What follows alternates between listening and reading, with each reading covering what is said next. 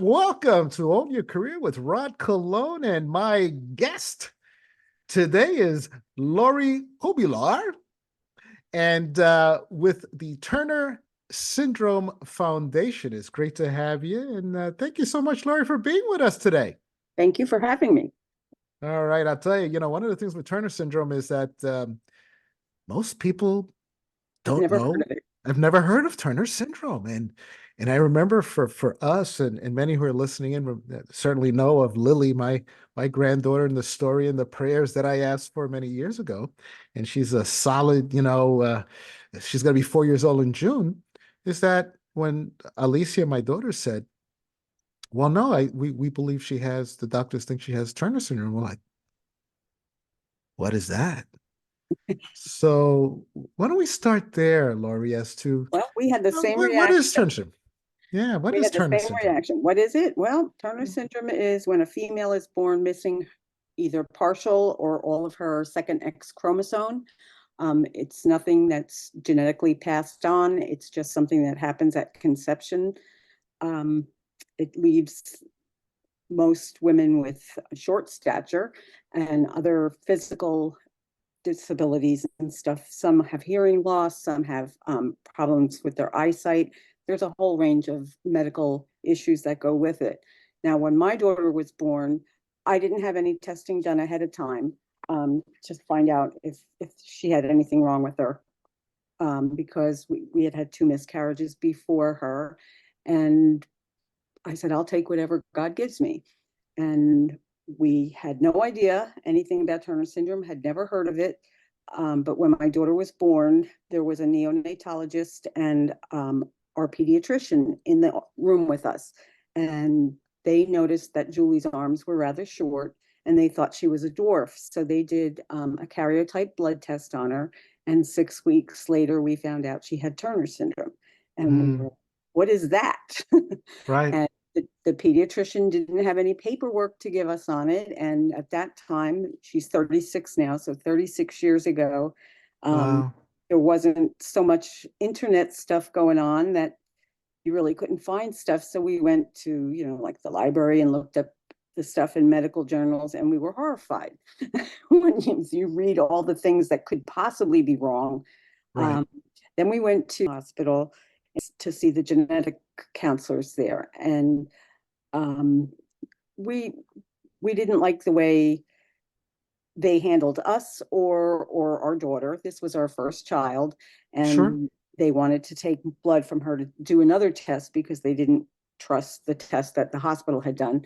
So I went back to my pediatrician and I asked him if we could go to see a different geneticist. Much better, but they also did their own blood test. Everybody wants to do their own blood Of test. course. And Sure. the results never changed. But they told us that there was all sorts of tests that had to be done, and they advised us not to tell our families that Julie had Turner syndrome because they would treat her differently. And I feel that that was a mistake, that was the wrong thing to tell us because our families knew something was wrong, but nobody wanted to approach us and say, we know something's wrong. Why don't you tell us what's going on? Instead, my mother-in-law was babysitting Julie while my husband and I went out, and she called up his old pediatrician and made an appointment and brought Julie to his office because she thought I was starving Julie because she wasn't growing. And Hmm. the pediatrician looked at her. He was head of pediatrics at the time in a local hospital. And he said, she's not starving her. I think you should go back to your son and daughter-in-law and talk to them. So at that point, we decided we had to tell the families. And Sure. we were Sure. quite surprised that all of them said, we knew something was wrong, but we didn't want to say anything. Right. So Yeah. none of us had heard of Turner syndrome. Um, Most of the doctors we went to didn't know of Turner syndrome. If they knew of it, it was just a little paragraph that they read in their medical books when they were in Right. college. Yeah. And we had some mistakes happen because people didn't listen to me. I told them that their ear canals are different because Julie had a lot of ear infections and needed to have tubes put in. And I told the ENT, and the ENT was a very well respected ENT in our area. And he went in to do the operation. I said, she has Turner syndrome. You have to look it up to see what's going on. Must have just said, oh, she doesn't know what she's talking about. And he Right, came right, out right. after the operation and told me I didn't want to force the tubes into her ears because they didn't fit. And so I just poked holes in their eardrums. And at that point, it was like, we're not seeing any other doctors in the area. We just went to Philadelphia. And that was a 2-hour ride both ways for us. So Yeah, it was a yeah, haul. yeah. And we tried to bring the information back and educate the doctors here. Um, but that didn't go very well either. Yeah, yeah, yeah. Well, I mean, she Julie is 36, which is just awesome. I mean, as Yeah, I think of Lily, who's 3 going on 4 in June, I'm like, we were just, since we did know ahead before she was born, we weren't sure how she would be. So we were just blessed, and what a miracle in her surviving, to birth. it is a What have miracle yeah, because what have been, most yeah, Turner syndrome babies are simultaneously aborted because correct. some of the heart issues and that. Yeah, absolutely. Um, if you can, what were some, in these 36 years, can you remember some milestones like, oh wow, that, you know, we went this far, oh, she did this or whatever. Any milestones come to mind in these 36 years? Well, Julie was delayed with speech, and I had gotten her into early intervention, which is pretty much birth to 3 years old. And they were working with her, and they couldn't get her to speak. And she was very frustrated. She would come and she would bite me or she'd hit me because she couldn't express what she wanted to say. And one of the speech therapists at early intervention said, how about we try sign language? And that maybe that will help.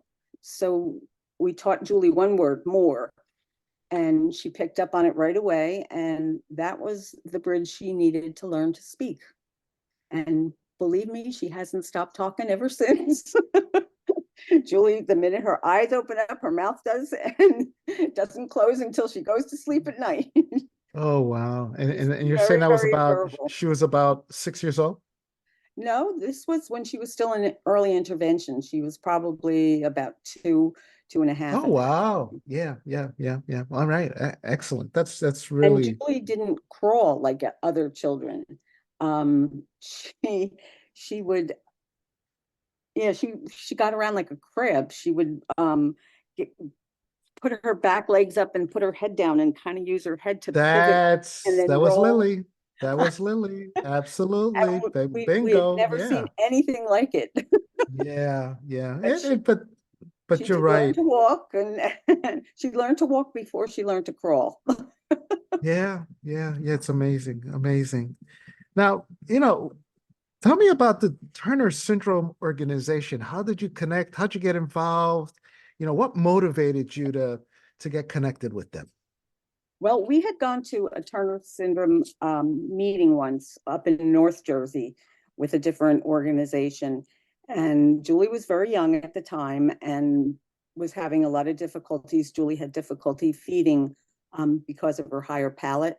She would spit up the formula through her nose. She actually aspirated in the hospital from that. So we went to these meetings, a couple of meetings. I think we went to like 2 or 3 of them, and then we stopped going because we got very frustrated and walked out feeling very depressed because Julie was different than the other families that when they would talk about what was going on with their daughters. And I Right. mean, we're talking about how one's a lawyer and one's a doctor, and here, we're looking at Julie and go, this isn't Julie. So we actually stopped going. My daughter is special needs. She Mhm. lives in a group home, but she is pure joy. She Mm. is the happiest person I know. She never has a bad thing to say about anyone. No matter what anyone does to her, she doesn't get mad at them. She doesn't hold grudges, and she doesn't see differences in people. She doesn't see color. She Mhm. just Mhm. she loves everybody. It's pure love. Yep, Pure love. pure love and joy. That's for sure. Yeah. She No, appreciates everything anybody does for her. She's really great. But when I found out about the Turner Syndrome Foundation through a friend of mine, was doing creative memories, which is scrapbooking, and she worked on the board with Laura at Turner Syndrome Foundation. And she said to me, why don't you call Laura and talk to her? She can give you the name of some doctors in that. And I called up and I got involved. And it took a while for us to come around to really talking about it with other people because we lost friends over the years. We had friends that had children the same age as Julie.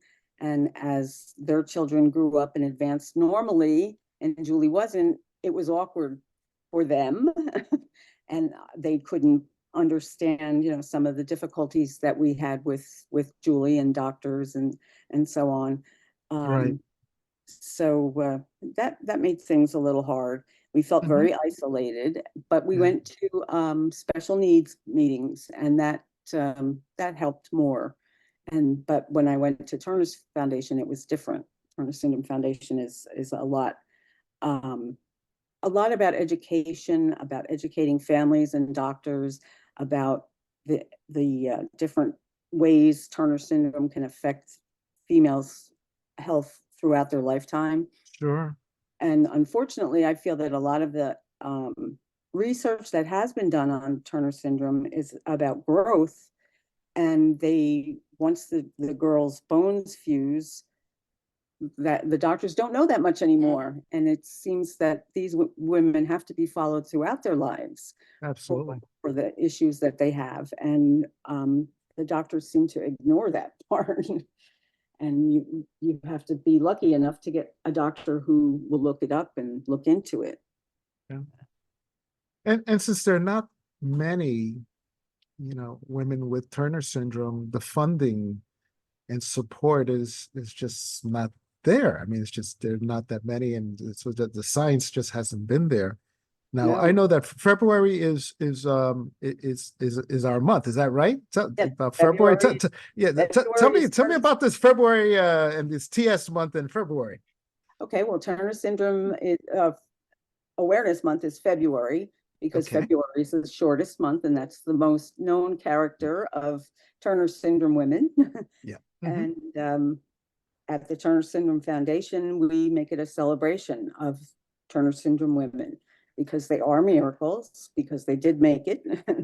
They did stay to full term and Yeah. functioning, and some are they're very different than Julie. Each one of them is different. I mean, we have a doctor who's on our board who's a endocrinologist, and she has Turner syndrome.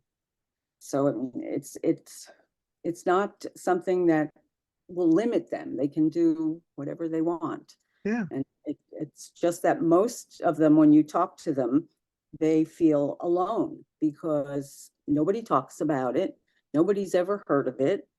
And even the doctors don't really know that much about it. So they feel very alone. And that's the one thing that is good about Turner Syndrome Foundation. We have a Star Sisters group, and that's for girls and women who have Turner syndrome, and they get together once a month online and they talk to each other. And we just had a summer bash over the summer, and it was wonderful to see how many people turned out and to see them all talking to each other and see the Yeah. teens together in one group and then the little kids all together in one group. And I know my daughter looks forward to it. Yeah. She loves it. That this was our second year that we had it, and it was really nice. And it's nice for the parents to get to talk to other parents who have gone through the same thing because most people don't know about this stuff. No, no, no. We were there as well. It was just a beautiful time, and we had Lily and the group there, and just it was just fantastic. But you're so right there. Everyone is so different. So you may think, oh, Turner syndrome, and someone and is a PhD with Turner, right? but you can have another individual with Turner and it's just completely different. So it's not one that you can kind of say, oh yeah, I no, you don't. They're all so unique because, They how are. did that chromosome, that one missing one, or, how's that impacted every cell and piece of their body is just uniquely different and blessed in what way. But I do find that in going to these events, and certainly much more, that there is a sweetness, Yeah, to all of them. So if there's anything in common, is the love, the sweetness in each of them. That's one thing that I could say that is common. absolutely. Now, as far as the fundraising that's going on and this, card auction, can you tell us a little bit about that? Sure. I'm, like I said, I'm a scrapbooker and I'm also a card maker. I've worked on different design teams for different companies that make stamps and dies. And we make cards to show to the people out there to make them want to buy the stamps and the dies. And I used to give my cards away to Operation Right Home. That was, to send the cards over to soldiers that were overseas to write to their families at home. I sent them to Cards for Little Hearts. It was a cardiologist's wife who collected cards for the cardiac unit for the kids to have cards on February being Heart Month. And I also made a lot of cards for breast cancer people and support groups. And I said, wait a minute, why am I giving all this stuff away to all these different organizations? I should find a way to do something for Turner syndrome. That's my connection, or my personal mission. So Right, I happened to see on Instagram a card auction that another card designer was doing for autism because she has a son with autism. And I said, you know what? That's a great idea. I'm going to try this. And I tried it and people love it. And they come back every year. This will be my 5th year running the card auction, and I'm going to keep on running it for as long as I can and as long as people will buy cards, because it's really important. I get a lot of stories from women when they buy their cards and they send me their information. They'll say, my best girlfriend had Turner syndrome and she died, and I want these cards so I can give them to my son so he knows about my best friend. And I have another woman in another country who told me that she didn't actually have a friend that had a daughter with Turner syndrome, but her sister did. And the girl went in, the baby, she was a baby, went in for open heart surgery and right, died on the table. So she does mm, this in honor of this person. right, And another lady donates cards to me because her neighbor's daughter has Turner syndrome and she absolutely right. adores the girl. So I mean, Yes. there's a lot of connections, and the Okay. connections are what keep me going. It's a All lot right. of work because people, I have to contact all the different card designers. I send them all emails and ask them if they would donate a card, and I get lots of yeses. And then most of them, I give them the choice if they can send me the card or they can send it out to the person who, the highest bidder who wins it. Most of them send the cards to me. So then I send them all out after, they're all paid for. And it's a lot of work, but it's an operation of love. Yeah, yeah. So help me out. I'm not. I'm sure some of the audience listening in kind of understand completely the card, but I'm a kid from the Bronx. Is it playing like cards? Is it No, a these are greeting greeting cards. card? Is They're it greeting cards. okay? So Greeting cards, all so I different can kinds of, visualize. yeah, all sorts of greeting cards. It's like Christmas cards, Halloween cards, Easter cards, get well, friendship cards, thinking of you, any kind of category you can think of, I have cards for that. Great. And how would I? So we're mentioning that it's an auction. So I would see the card on Yes, the you go onto auction, the or website, you go to, I can give you the web address. It's right. givebutter.com Get backslash better, get give that. butter, Oh, give GIVE better. Uh-huh. butter, butter, Butter, butt. Yep, BUTTER Give butter, uh-huh, .com .com. /C capital T, capital S, capital A, capital M, 24 CA. And that stands for Turner Syndrome Awareness Month 24 card auction. CA, okay. Ooh, look at that. And we're going to put this on for the folks to see. And I'll And share the I have screen here. 600 to 700 cards on the auction site. And the auction Wow. starts at 9 a.m. Eastern Standard Time on February 1st and runs to February 14th at 9 p.m. Eastern Standard Time. So is this it, right? Yes, that's it. Fly high with the butterfly. All right. Turner That is Syndrome Awareness Card Auction 2024.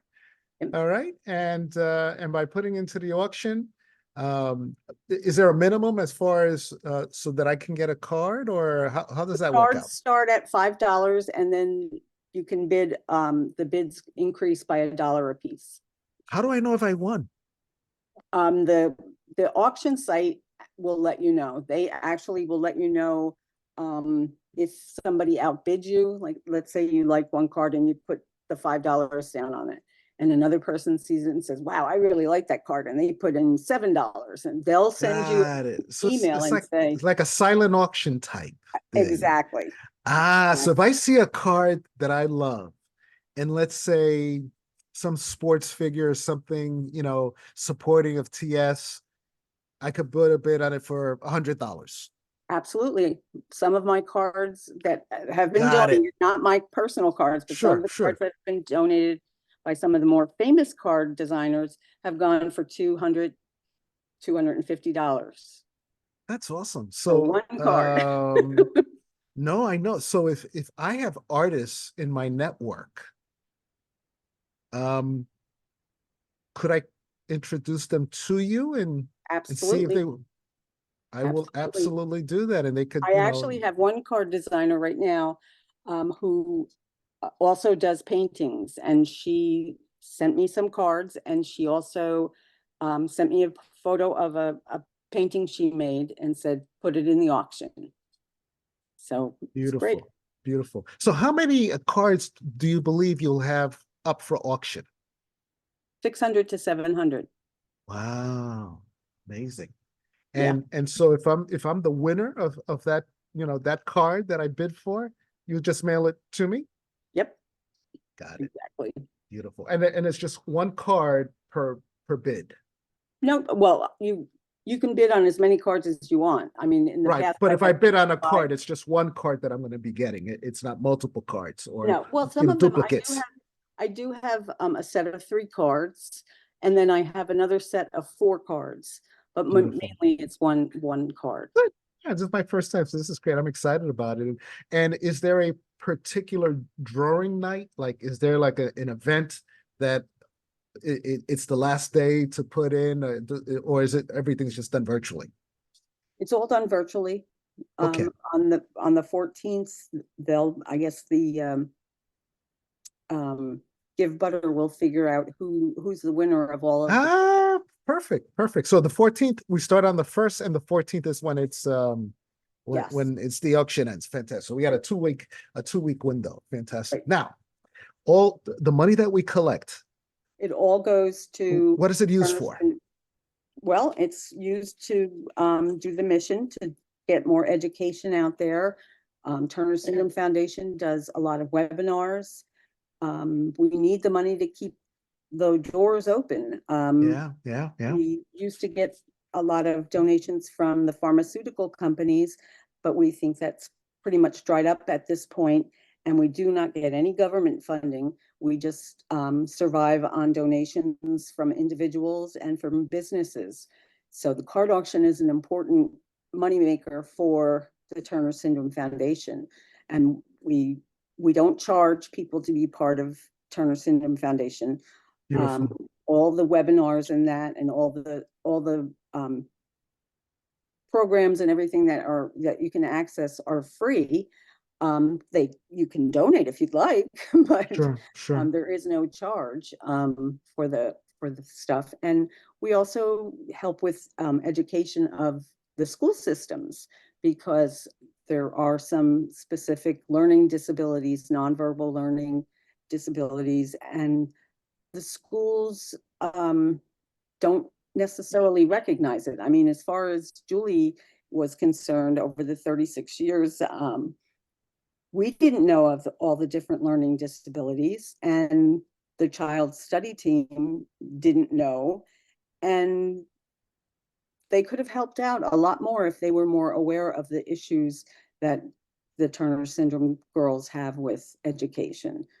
Um, they have spatial issues, and it's just impossible to Sure. wish I could go back It, with it, what I it's know uh now.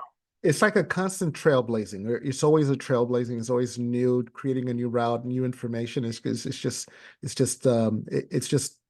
we just don't have enough information, although that's been and when it was obviously diagnosed and how it is now. But how do folks kind of connect with the TS Foundation? Is there a website? What's Yes, the best way? there is a website it's Turner Syndrome Foundation. Um, you just put in Turner Syndrome Foundation on the computer in your search bar, and it comes up, and there's lots of information there. Beautiful. Lori Kobular, thank you so much for being with me and owning your career and with all these wonderful young women. Please give Julie our best Thank you. and lots of help. Thank you so much for this opportunity.